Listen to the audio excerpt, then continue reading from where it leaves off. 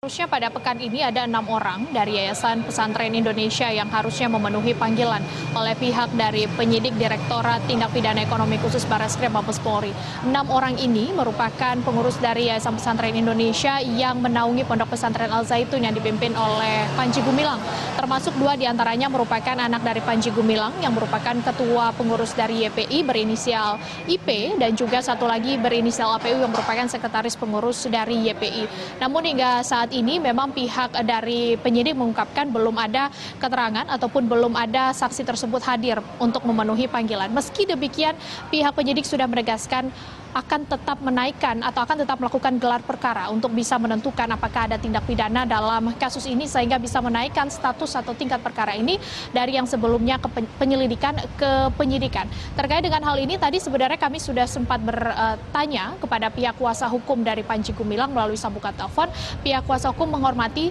keputusan yang akan diambil oleh pihak penyidik tersebut, namun berharap tetap mengikuti mekanisme yang ada, yakni untuk menunggu kehadiran dari saksi-saksi termasuk dari 2 anak Panji Gumilang. Kami kemudian bertanya kenapa 2 anak Panji Gumilang berinisial IP dan APU ini tetap tidak hadir meskipun sudah dilakukan penjadwalan ulang. Untuk yang pertama atau anak yang pertama yang berinisial IP ini disebutkan sering mengalami kondisi yang tidak enak badan, sementara anak yang kedua berinisial APU berada di Inggris, memiliki usaha di Inggris dan sudah lama tinggal di Inggris dan membutuhkan waktu yang lama untuk bisa sampai ke Jakarta untuk memenuhi pemeriksaan oleh pihak dari penyidik Direktorat Tindak Pidana Ekonomi Khusus. Meskipun demikian, gelar perkara disebut akan tetap dilakukan pada pekan ini, meskipun tadi ketika kami sempat bertemu dengan Direktur dari Ditpideksus, Wisnu Hermawan enggan menyebutkan kapan gelar perkara akan dilakukan terkait dengan dugaan tindak pidana pencucian uang ini. Di sisi lain kalau kita melihat sebenarnya Maria sudah banyak pihak yang angkat bicara mengenai dugaan TPPU ini termasuk Menko Polhukam Mahfud MD